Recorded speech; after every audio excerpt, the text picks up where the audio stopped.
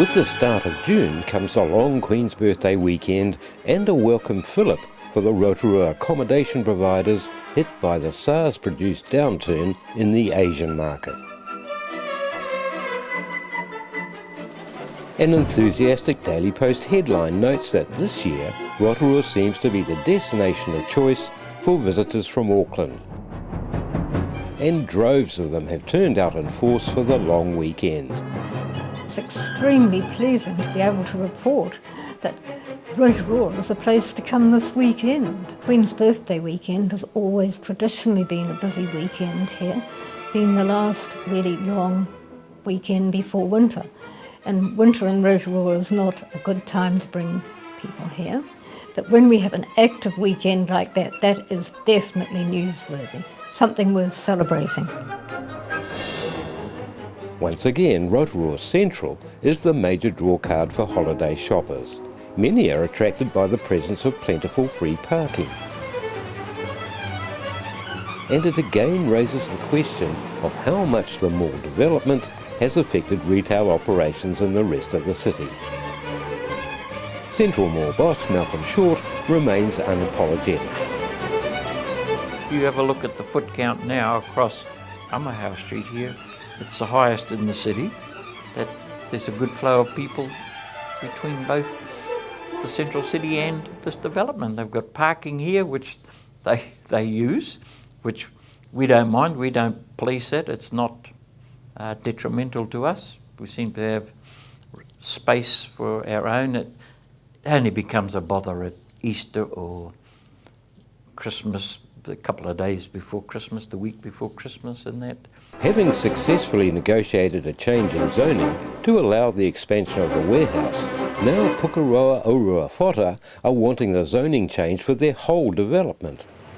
The change means less need for the time and expense of public consultation, less onerous parking provisions, and it will make it far easier to attract the so-called big block retailers. Representing retailers elsewhere in the CBD, Scotty Watson is preparing to do battle. Yep, Scotty Watson would jump up and down every now and again, I think, to justify his position. But I got on all right with him.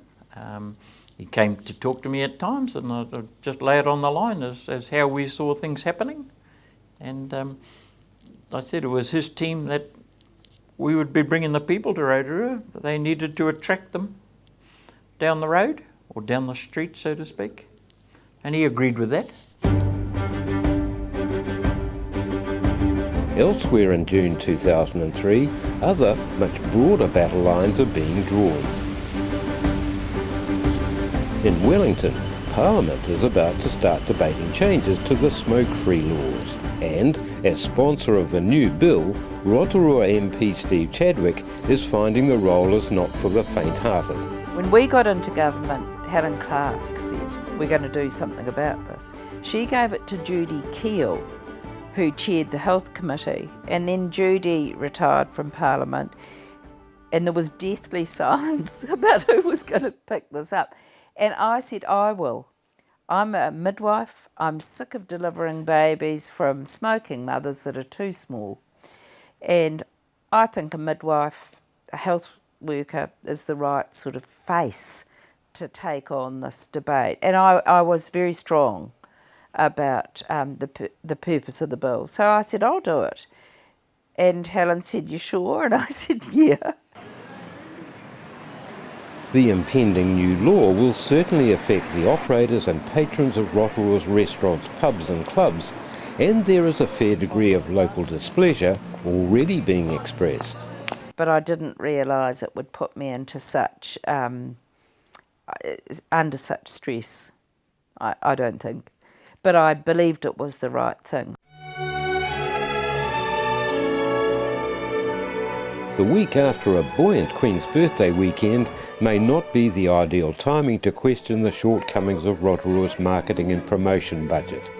But it's now that Brett Marvelly gets the opportunity to present his submission. You're always up against that from council who try to do a bit for everything. What we'd analysed that actually Rotorua in some shape or form affected 85% of the population with tourists. And that's what council couldn't get their head around. that unfortunately, I'm not being horrible to a farmer, but it's usually a farmer and a couple of people.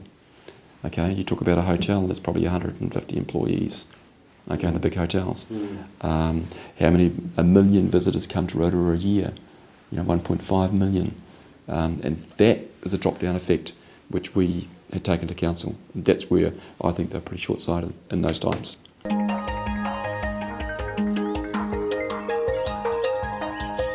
As Rotorua's weatherman, Brian Holden announces that May has been wetter and warmer than usual, the district receives a pat on the back for achieving better results in the power-saving stakes than elsewhere in the region. And by the second week of June, it's becoming clear that the worst of the energy crisis is over. But another crisis continues to have a local impact. The deadly bird flu epidemic continues to sweep the world, affecting more than 8,000 people in 35 countries. There have been 700 deaths. Rotorua Hospital remains on alert despite there being only one suspected case so far in New Zealand. As the city heads into the winter low season, the bottom has dropped out of the Asian tourist market. Koreans especially just stopped immediately. I think their population was basically told not to travel overseas, so Koreans just were not seen over that period. Major implications for the hotels, downtime anyway, had implications for the staff. There were staff laid off, and also, of course, the suppliers to the hotels were affected in terms of catering and food and everything. It was a major deal for the hotels. But it's not all doom and gloom.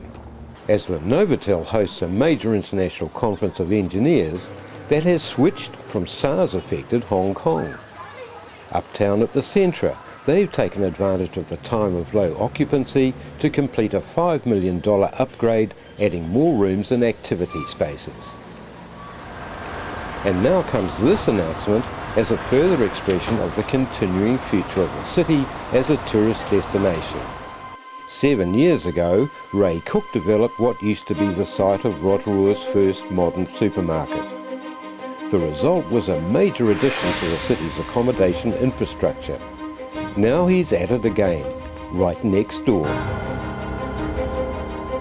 While interest is focused on this major new development, on the other side of Pukeroa Hill at Kotu, the old site of Rotorua's railway station continues to decay.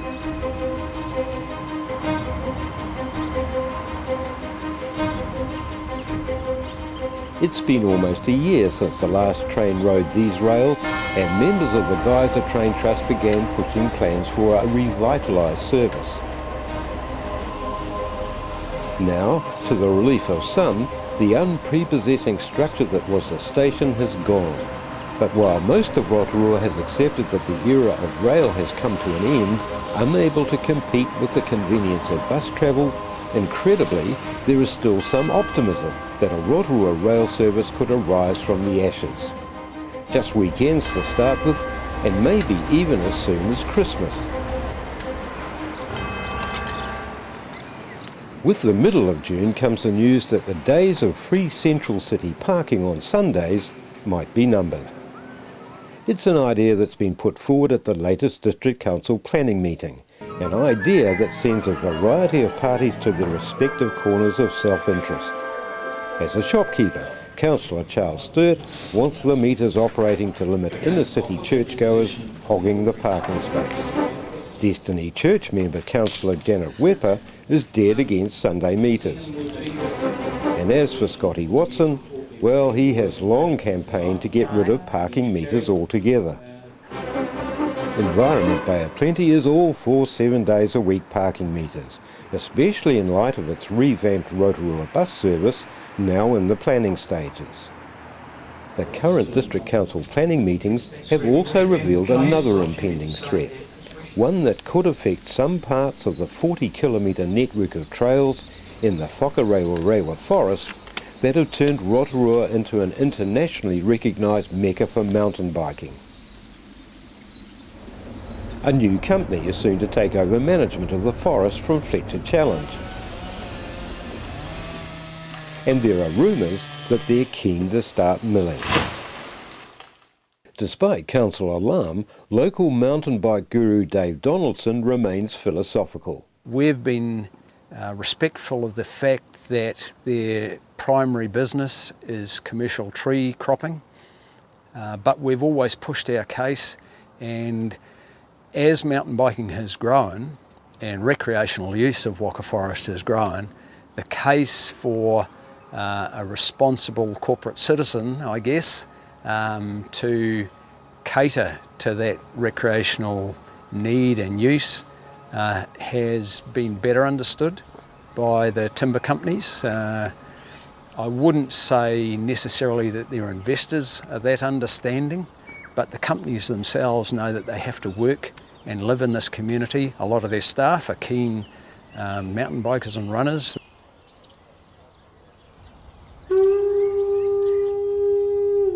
During June, those living around the eastern shores of Lake Rotorua have been treated to an extraordinary sight and a rare occasion as out of the morning mist appears a fleet of carved waka.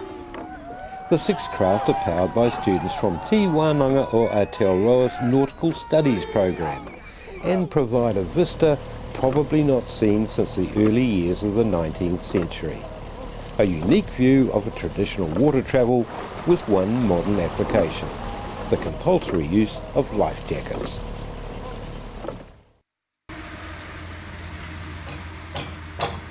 And at Linmore they've also had a welcome sight. After months of fundraising and construction work, the local school is close to becoming one of the few primary schools in the country to have its own gymnasium. By the end of the second week of June, Lockwood's rough ride along the road to developing a new site at Mamaku may be reaching a resolution. The single trustee of the Peka Land Trust has withdrawn his appeal against the resource consent, clearing the way for the relocation of the building manufacturer to proceed. However, given the time involved and the extra expense incurred, no one is too surprised to learn that after 5 years of delay, the LeGros Corporation may consider a factory relocation further afield.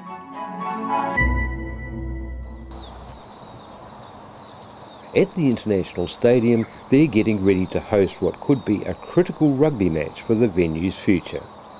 There's been heavy local promotion for the game, with the Steamers going up against a visiting Italian 15. Event venues Rotorua have helped underwrite the match with the Bay Union, expecting these seats to be filled with a crowd of at least 8,000. But there are some suspicions of a Tauranga setup, given a lowly rated, and so far poorly performing, Italian side.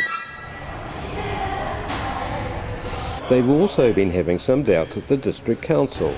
The Sunday parking meter idea has just been firmly squashed. No one is sure what did the trick. It might have been public sentiment as expressed in letters like these to the Daily Post, or possibly this unequivocal thumbs down from District Councillor Glenys Sarank.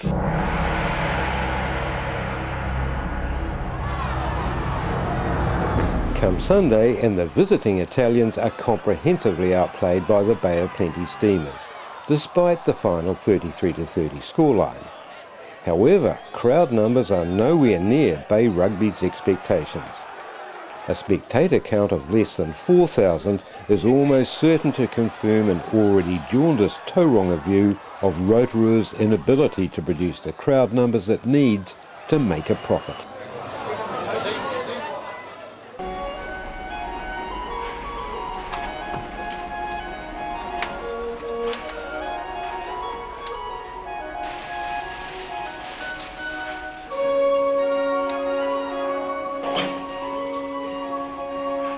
June 2003 seems to have saved its best news for the end of the month.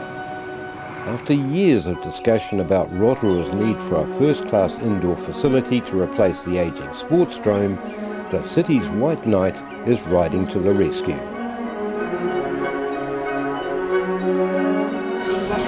Since it was established in 1994 with a seed fund of $32 million, the Energy Charitable Trust has not only overseen a more than threefold financial growth, but has also ploughed significant resources into a wide range of community and city projects.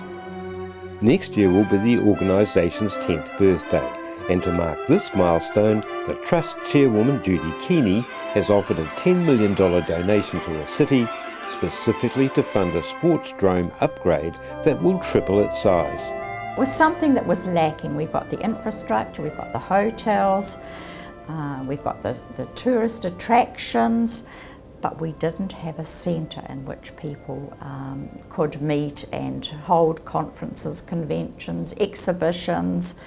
But also the sports drome was being fully utilised for the sporting people, and it meant that other sports could not get access to that. Announced at an RDC Finance and Strategic Planning meeting, the Daily Post reports an almost euphoric reception. Also present was Phil Campbell for the Rotorua Review. I remember that meeting and the hullabaloo around it, and of course you had people congratulating themselves because I think Graham and Trevor Maxwell were on the trust and also on the district council, and I think Cliff Lee may have been as well involved in those days. But it eased a lot of tension between the council and the trust. Phil Campbell's story reflects that such a magnanimous gift may go some way to healing the sense of outrage expressed by some, particularly at wrecked AGMs over the years, going back to Johnny Lepper's time as chairman, with a view that district councillors should not also be trustees of such an influential charitable organisation. The euphoria is shared by various local sports groups, but with this also comes some interesting questions, like how much indoor facility does $10 million actually buy you these days? And how much more might be needed to deliver the first-class structure that some people seem to have in mind. Out at the Rotorua airport, there's another district councillor wearing two hats. Neil Oppett has been overseeing development work and negotiations as chairman of the airport company.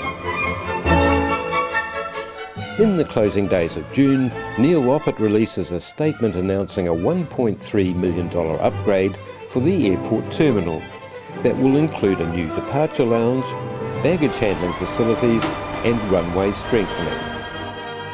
The statement is the result of a closed council meeting, so in-depth details are sparse, but it's clear that despite ongoing opposition from some quarters, the Rotorua District Council is determined to get things moving to cater for a new era in Rotorua aviation.